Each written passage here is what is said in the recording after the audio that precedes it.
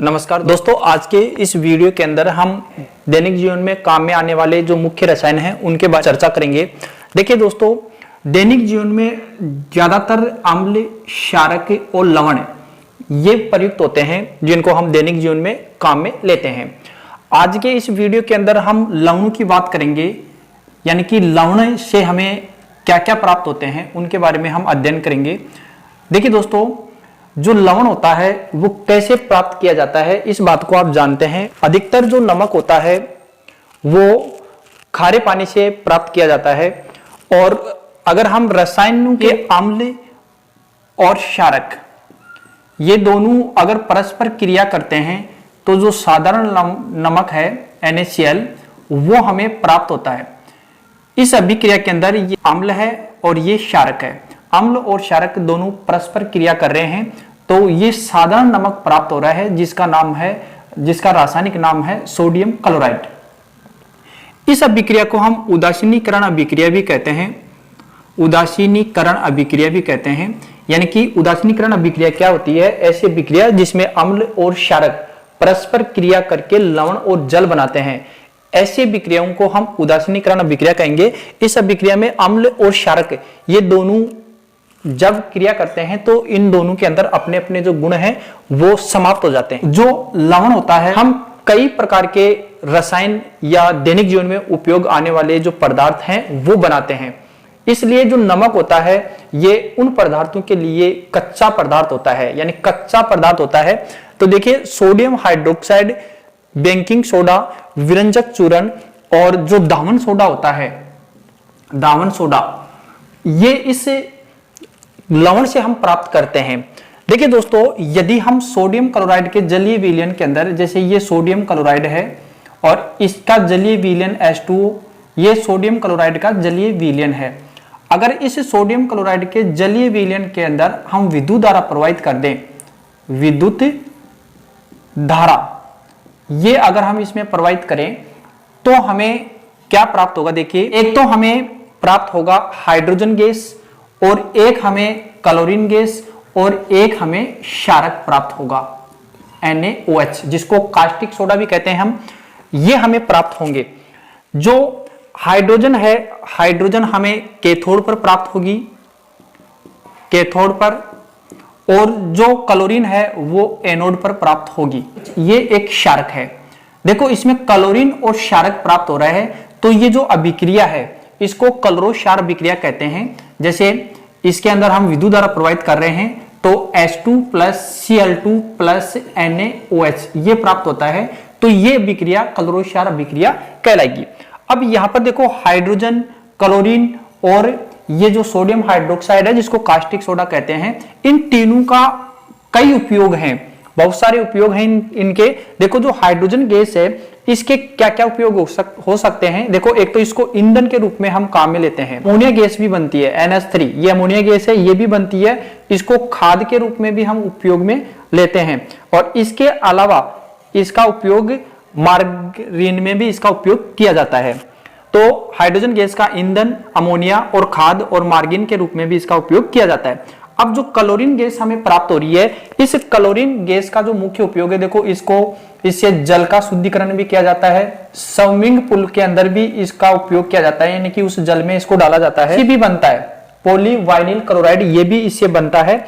इसका उपयोग रोगाणुनाशक में भी किया जाता है, रोगाणुनाशक, और इसका उपयोग कीटनाशक में भी किया जाता है, कीटनाशक, इसमें भी इसका उपयोग किया जाता है। तो ये इनके उपयोग हैं जो क्लोरीन गैस के हैं।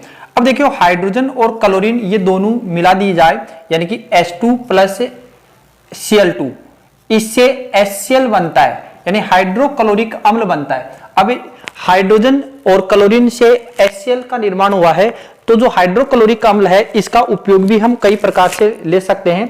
देखो, एक उपयोग जो HCl है इसका उपयोग क्या है? इसका उपयोग इस्पात में भी किया जाता है, इस्पात की सफाई के अंदर इसका उपयोग किया जाता है।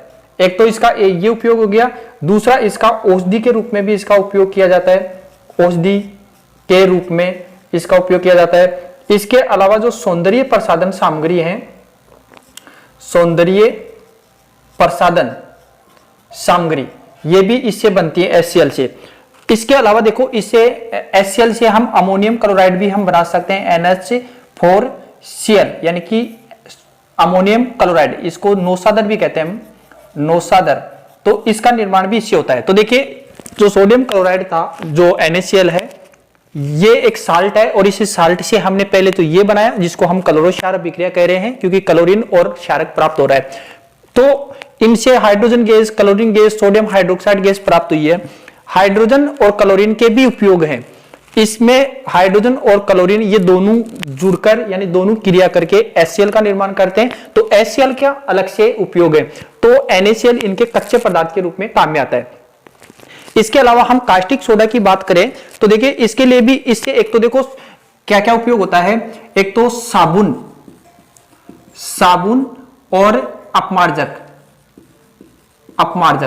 साबुन और अपमार्जक के रूप में इसका उपयोग किया जाता है। इसके अलावा इससे कृत्रिम फाइबर भी बनते हैं। कृत्रिम फाइबर, धातु से ग्रिज हटाने के लिए भी इसका उपयोग किया जाता है। अब इसके बाद में इन्हीं से, यानी कि सोडियम क्लोराइड है, इसी से हम ये पदार्थ भी हम बनाएंगे, क्योंकि इनके लिए भी ये सोडियम क्लोराइड है, ये कच्चा पदार्थ है। अब हम इनको देखो, हमने सोडियम हाइड्रोक्साइड है यानी कास्टिक सोडा है, वो हमने बना लिया है। कैसे बनाया है? क्लोरो-क्षारक अभिक्रिया द्वारा हमने बनाया है। अब इसके बाद में जो आगे हैं उनको एक एक को हम पढ़ते हैं। सबसे पहले हम बात करते हैं विरंजक चूर्ण की। देखिए विरंजक चूर्ण को ब्लीचिंग पाउडर भी कहा जाता है और इसका जो सूत्र है वो CaOCl2 है। अब विरंजक चूर्ण कैसे बनाया जाता है, इसके जो निर्माण है, उस निर्माण की जो विधि है उसके बारे में हम देखते हैं। देखिए CaOH2 ये बुझा हुआ चूना है, जिसको हम चूने का पानी भी कहते हैं। ये कैसे प्राप्त होता है ये भी मैं आपको बता देता हूं। देखिए कैल्शियम ऑक्साइड CaO, जो कि एक प्रकार का बिना बुझा हुआ चूना है, इसको हम जल डाल के बुझा देते हैं, H2O डालकर बुझाते हैं, तो हमें CaOH यानी कि बुझा हुआ चूना प्राप्त होता है या चूने का पानी हमें प्राप्त होता है। तो यहां पर देखिए कैल्शियम हाइड्रोक्साइड है, बुझा हुआ चूना है, इसके अंदर हम क्लोरीन गैस प्रवाहित करते हैं। ये क्लोरीन गैस इससे पहले हमने पढ़ा था क्लोरो-क्षारक अभिक्रिया के अंदर, जो सोडियम क्लोराइड के जलीय विलयन में हम विद्युत धारा प्रवाहित कर रहे हैं, तो हाइड्रोजन क्लोरीन गैस और सोडियम हाइड्रोक्साइड प्राप्त हो रहा है, तो वहां से ये क्लोरीन गैस हम इसमें प्रवाहित करते हैं। जैसे ही हम क्लोरीन गैस प्रवाहित करेंगे चूने के पानी में, तो हमें विरंजक चूर्ण प्राप्त होगा और साथ में जो जल है वो बाहर निकल जाएगा। तो ये हमें प्राप्त हुआ। इसकी थ्योरी हम कैसे लिख सकते हैं? देखो चूने के पानी में क्लोरीन गैस प्रवाहित करने पर विरंजक चूर्ण हमें प्राप्त होता है। अब देखिए एक तो ये आपको याद रखना है, दूसरा देखिए यहां पर क्या होता है कि जो ये कैल्शियम हाइड्रोक्साइड है, जो चूने का पानी है, देखिए दीवारों पर अगर हम सफेदी करते हैं तो चूने का पानी काम में लेते हैं। और आपने देखा भी होगा कि यदि हम दीवारों पर सफेदी करते हैं तो कुछ समय बाद में उसमें चमक उत्पन्न हो जाती है। जैसे ही हम उस पर दीवारों पर सफेदी करते हैं तो चमक नहीं होती है, लेकिन जैसे जैसे एक दो दिन होता है तो चमक ज्यादा बढ़ जाती है। इसका कारण यह है कि ये चूने का पानी है, ये वायुमंडल में जो कार्बन डाइऑक्साइड गैस है उससे ये क्रिया करेगा और कैल्शियम कार्बोनेट बना देगा। तो ये कैल्शियम कार्बोनेट है, ये एक चमकीला पदार्थ है या चमकीली परत है, जिससे जो दीवारों पर सफेदी करने के बाद में एक दो दिन बाद में चमक उत्पन्न हो जाती है। तो आप ये सारे समीकरण आपको ध्यान में रखना है, क्योंकि जो इस प्रकार के क्वेश्चन आते हैं कि एक पदार्थ X है उसकी Y से क्रिया करवाते हैं तो Z प्राप्त होता है, इस प्रकार के जो क्वेश्चन आते हैं तो ये आपके सारे समीकरण आपके दिमाग में होने चाहिए। अब यहां पर जो CO2 गैस है इसकी जांच भी आपको आनी चाहिए। देखिए आप जानते हैं कि CO2 गैस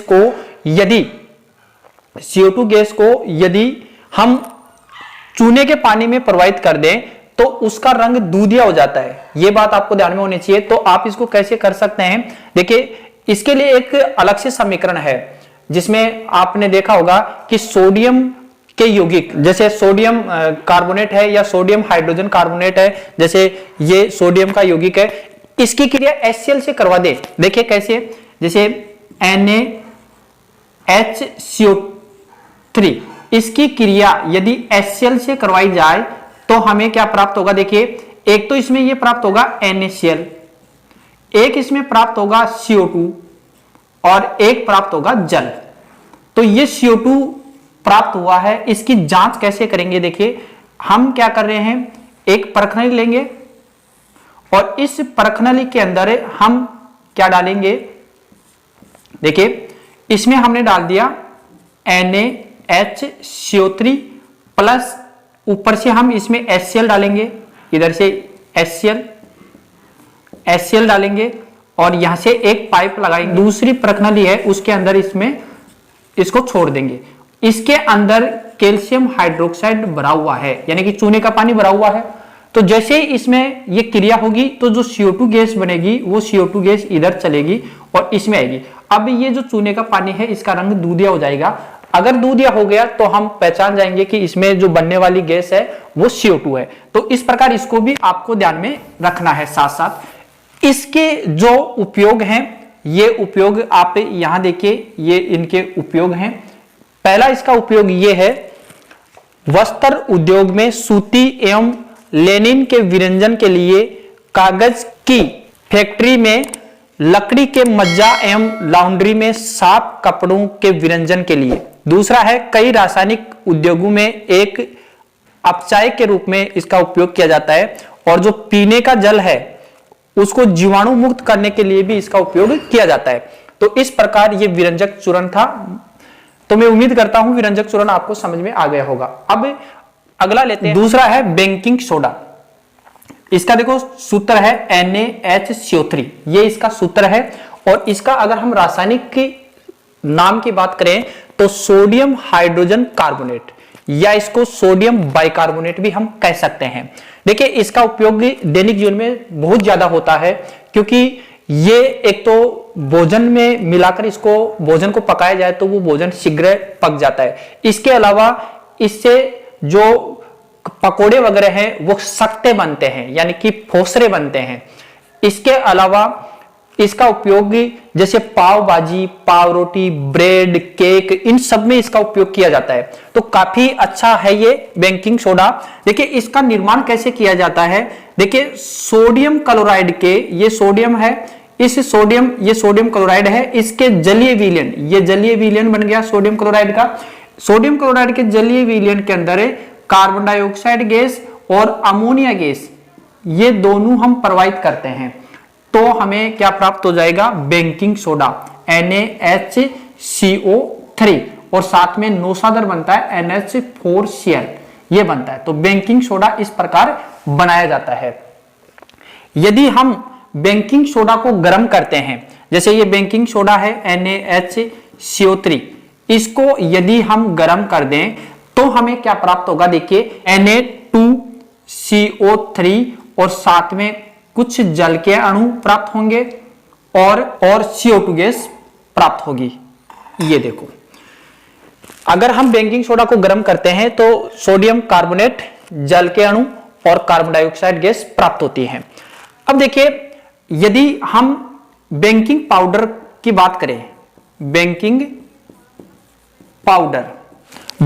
पाउडर बनाने में जो बेकिंग सोडा और टार्ट्रिक अम्ल जैसा एक मंद खाद्य अम्ल का मिश्रण है, यानी बेकिंग पाउडर बनाने में जो बेकिंग सोडा और टार्ट्रिक अम्ल जैसा एक मंद खाद्य अम्ल का मिश्रण है, जब बेकिंग पाउडर को गर्म किया जाता है या जल में मिलाया जाता है तो इसकी जो अभिक्रिया है वो इस प्रकार होती है। देखिए NaHCO3, तो ये H+ ग्रहण करेगा तो क्या प्राप्त हो जाएगा। देखिए CO2 + H2O और साथ में का ये हमें प्राप्त होगा। ये अभिक्रिया है। इस अभिक्रिया से उत्पन्न जो कार्बन डाइऑक्साइड गैस है, इसके कारण पाव भाजी, पाव रोटी, केक में खमीर उठ जाता है, यानी खमीर उठ जाता है या वो फूल जाते हैं तथा इससे ये मुलायम और स्पंज हो जाती है। सोडियम हाइड्रोजन कार्बोनेट भी एक एंटासिड का घटक है, क्योंकि एक दुर्बल क्षारक है और दुर्बल क्षारक होने के कारण ये एक एंटासिड के रूप में भी काम में लिया जाता है। जैसे कोई पेट में अम्लता की मात्रा बढ़ जाती है या एसिडिटी हो जाती है, तो एसिडिटी होने पर हम एंटासिड के रूप में इसका उपयोग करते हैं, तो एंटासिड के रूप में भी इसका उपयोग किया जाता है। इसके अलावा इसका जो उपयोग है, जो अग्निशामक जो यंत्र है उसके अंदर भी बेकिंग सोडा का उपयोग किया जाता है, क्योंकि इसमें जो CO2 गैस प्राप्त होती है ये आग को बुझाने में काम में आती है। अगला है दहन सोडा यानी धोने का सोडा। देखो इसका सूत्र होता है Na2CO3 10H2O, यानी कि सोडियम जो कार्बोनेट है इसमें 10 क्रिस्टलन जल होते हैं। अब यहां पर क्रिस्टलन जल की बात करें तो देखिए किसी यौगिक के इकाई सूत्र में उपस्थित जल के निश्चित अणु की संख्या को हम क्रिस्टलन जल कहते हैं। तो इसमें क्रिस्टलन जलों की संख्या है वो 10 है। तो दावन सोडा जो बनाया जाता है वो सोडियम कार्बोनेट की जल से क्रिया करवाई जाती है और ये 10 जल का अणु ग्रहण कर लेता है और Na2CO3 और 10H2O ये बन जाता है। तो इस प्रकार दावन सोडा बनाया जाता है। दावन सोडे का उपयोग आप जानते हैं कपड़े धोने में काम में आता है, किसी वाहन या फर्श धोने के काम में आता है और इसका मुख्य जो उपयोग है वो जल की स्थायी कठोरता को दूर करने में भी इसका उपयोग किया जाता है। तो इस प्रकार हम दावन सोडा को बना सकते हैं। इसके बाद में लास्ट टॉपिक है POP, प्लास्टर ऑफ पेरिस।